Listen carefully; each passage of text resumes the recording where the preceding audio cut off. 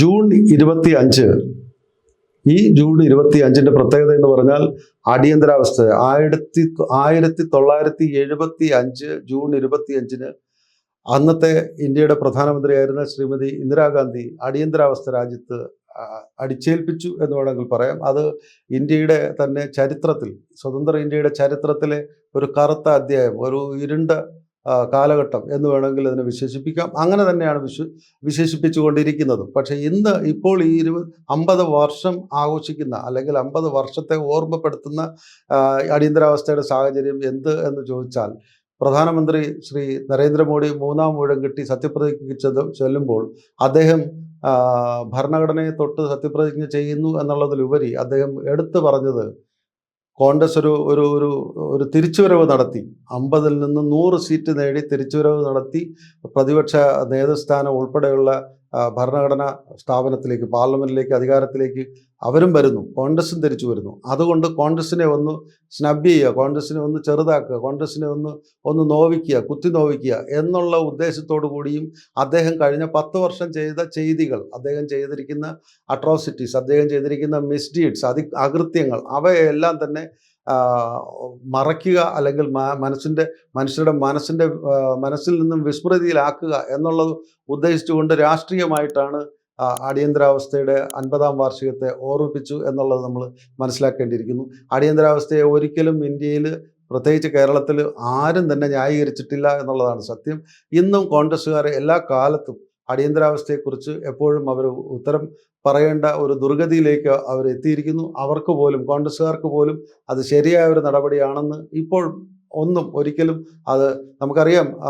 അവർ ന്യായീകരിക്കുന്നില്ല എന്ന് മാത്രമല്ല, അന്ന് അതിന് തുടർന്ന് വന്ന തെരഞ്ഞെടുപ്പിൽ, പാർലമെന്റ് തെരഞ്ഞെടുപ്പിൽ ഇന്ദിരാഗാന്ധി ഉൾപ്പെടെ പരാജയപ്പെട്ടു എന്നുള്ളതും നമുക്കറിയാം. അതിനുശേഷമാണ് ഇന്ത്യയിൽ ഈ പറഞ്ഞ മുന്നണി രാഷ്ട്രീയവും ജനതാ പാർട്ടിയും തുടങ്ങി പല സോഷ്യലിസ്റ്റ് പാർട്ടികളുടെ എല്ലാം കൂടെ ഐക്യത്തോടുകൂടി രാജ്യഭരണം വന്നുകൊണ്ടിരിക്കുന്നു എന്നുള്ളത് മനസ്സിലാക്കണം.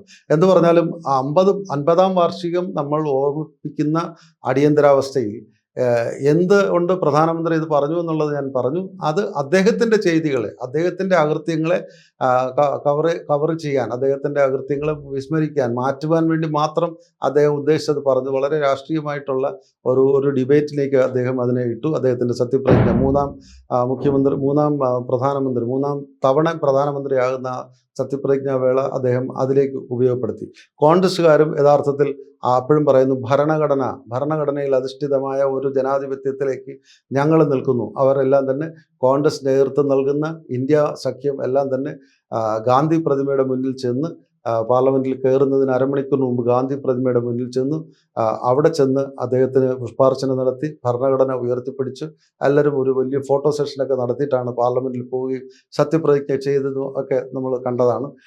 നമ്മളിത് പറയുമ്പോഴുള്ള സംഭവം, ഇതിന് കൃത്യമായിട്ട് ഇതിൻ്റെ കാരണം എന്താണ്? ഇപ്പോൾ ഈ 50-ാം വാർഷികം ഓർമ്മപ്പെടുത്താൻ എന്താണ് നരേന്ദ്രമോദി പ്രധാനമന്ത്രിയെ ഓർമ്മിപ്പിച്ചു എന്നുള്ളത് നമ്മൾ ആലോചിക്കേണ്ടിയിരിക്കുന്നു. കാരണം നരേന്ദ്രമോദി സർക്കാരിൻ്റെ 2-ാം ഊഴം കഴിഞ്ഞ് 3-ാം ഊഴത്തിലേക്കുള്ള തെരഞ്ഞെടുപ്പ് വരുന്ന സാഹചര്യത്തിൽ അദ്ദേഹം പറഞ്ഞു, ഞങ്ങൾ 400 പാർ, 400-നും മേളിൽ, 370 പ്ലസ് ഘടകകക്ഷികളെല്ലാം കൂടെ ചേർന്ന് 400-ന് മേളിൽ ഞങ്ങൾ അധികാരത്തിൽ വരും, ഞങ്ങൾ ഇന്ത്യൻ ഭരണഘടന മാറ്റും. കോൺഗ്രസിൻ്റെ നേതൃത്വത്തിൽ അംബേദ്കർ നടത്തിയ പ്രയത്നങ്ങൾ, ഇന്ത്യയിലെ രാജ്യവ്യാപകമായിട്ടുള്ള ഇന്ത്യയിൽ നിന്നുള്ള ഇൻ്റലക്ച്വൽസ് എല്ലാം കൂടെ തന്നെ പങ്കെടുത്തുകൊണ്ട് ബ്രിട്ടീഷുകാരുടെ കൂടെ സഹായത്തോടുകൂടി ഉണ്ടാക്കിയെടുത്തിരിക്കുന്ന ഭരണഘടനയെ നമ്മൾ മാറ്റും, ഞങ്ങൾ RSS സംഘപരിവാർ അധിഷ്ഠിതമായ പുതിയ ഒരു ഭരണഘടന ഉണ്ടാക്കും എന്നൊക്കെയുള്ളൊരു പ്രചരണം അവരിൽ ഉണ്ടായിരുന്നു. 2-ാം സർക്കാരിൻ്റെ കാലത്ത് തന്നെ ആരംഭം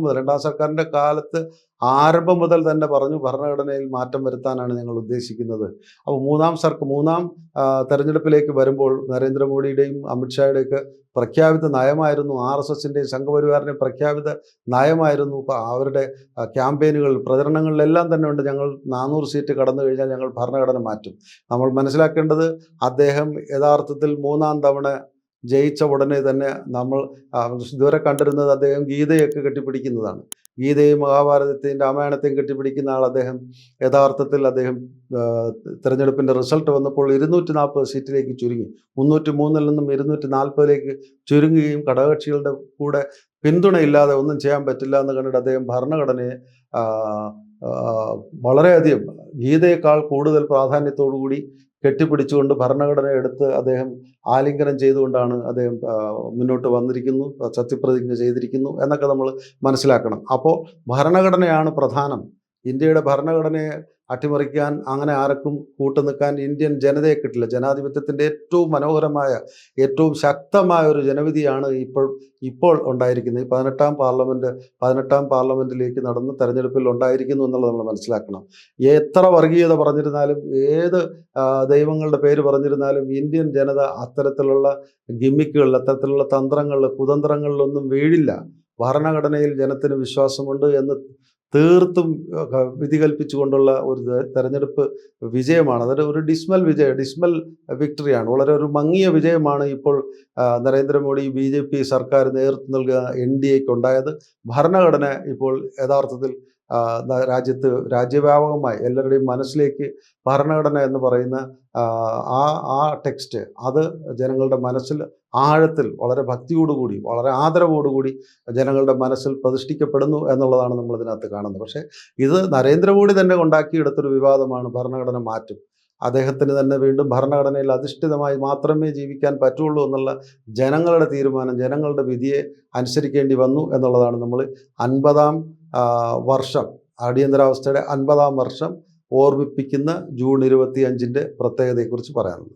എന്തുകൊണ്ട് 1975 അന്നത്തെ പ്രധാനമന്ത്രി ശ്രീമതി ഇന്ദിരാഗാന്ധി അടിയന്തരാവസ്ഥ പ്രഖ്യാപിച്ചു? നമുക്കറിയാം, ഇന്ത്യയിൽ അയൺ ലേഡി എന്നാണ് ലോകം മൊത്തം അറിയപ്പെടുന്നത്. ശ്രീമതി ഇന്ദിരാഗാന്ധിയെ അറിയപ്പെടുന്നത് അയൺ ലേഡി എന്നാണ്.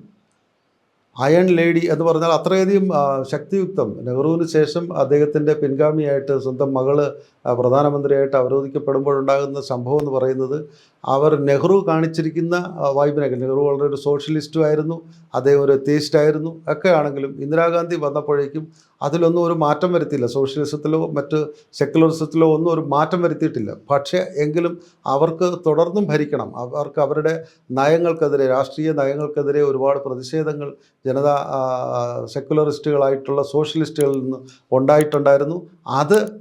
അതിനെ അതിജീവിക്കുവാൻ വേണ്ടി പ്രത്യേകിച്ച് ഒരു അട്ടിമറി ആ കാലത്ത് തനിക്കെതിരെ ഉണ്ടാകരുത് എന്നുള്ള ഒരു പശ്ചാത്തലത്തിൽ നിന്നുകൊണ്ടാണ് ശ്രീമതി ഇന്ദിരാഗാന്ധി അടിയന്തരാവസ്ഥ പ്രഖ്യാപിച്ചത്. ആ അടിയന്തരാവസ്ഥ ഇന്നും കോൺഗ്രസ്സുകാർ ഉത്തരം പറയാൻ പ്രയാസപ്പെടുന്നൊരു സംഭവമാണ്. പക്ഷേ എങ്കിലും മനസ്സിലാക്കണം, വീണ്ടും അവർ പ്രധാനമന്ത്രിയായിട്ട് വന്നു. പിന്നീട് ഒരു ഇടവേളയ്ക്ക് ശേഷം അവർ പ്രധാനമന്ത്രിയായി വന്നു. നല്ല ഭരണം കാഴ്ചവെച്ചു. ഇന്നും ലോകം ആദരിക്കുകയും ലോകം അറിയുകയും ലോകം ബഹുമാനിക്കുകയും ചെയ്യുന്ന ഇന്ത്യക്ക് എപ്പോഴും വളരെ പ്രസ്റ്റീജായിട്ട്, വളരെ ഹൈ എസ്റ്റീമിൽ, വലിയ ഔന്നത്യമുള്ള ഒരു പ്രധാനമന്ത്രി നമുക്കുണ്ടായിരുന്നു. അത് ഒരു ലേഡി പ്രധാനമന്ത്രി എന്നുള്ള അർത്ഥത്തിൽ ഇന്ദിരാഗാന്ധി തന്നെയായിരുന്നു എന്നാണ് പറയുന്നത്. നമ്മളിപ്പോൾ ഇന്ദിരാഗാന്ധിയുടെ വാഴ്ത്തുകളെക്കുറിച്ചല്ല യഥാർത്ഥത്തിൽ നമ്മൾ പറയുന്നത്.